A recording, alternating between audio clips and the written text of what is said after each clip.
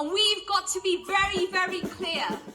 We've always got to pick unity over division, over any form of hatred. Make sure that we honour the legacy of the Chartists, men and women who struggled, who were brave, who fought against every form of adversity, who were so courageous, who stood shoulder to shoulder, who demonstrated what solidarity in action looks like.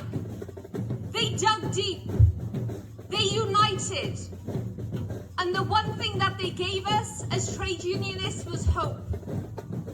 So I, for one, like many of you today, are very hopeful.